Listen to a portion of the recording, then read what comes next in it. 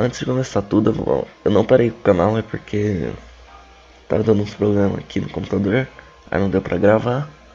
Então agora voltou ao normal e vou voltar com o canal. Fala galera, beleza? Aqui quem falou é o Daniel do canal The Black Chief. E bem galera, nesse vídeo vou ensinar vocês a como aumentar o tamanho do seu layout do seu jogo. Então tá, é bem simples pra você aumentar o layout. É igual, sabe, Metal Slug, que tinha aquela fase gigante, igual Mario também que tem a fase gigante. É bem simples de fazer isso.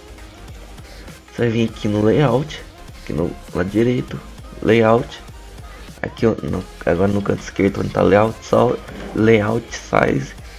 Você vai aumentar o primeiro, que é na horizontal, porque você quer um layout 6.000 de tamanho. Aí agora ele tá bem grandão.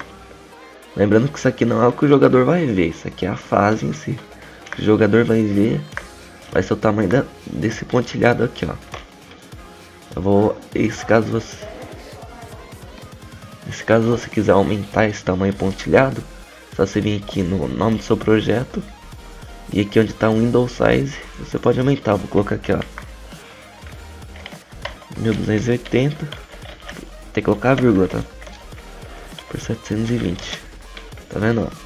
Aumentou o tamanho do pontilhado aqui, ó. Então o vídeo foi esse.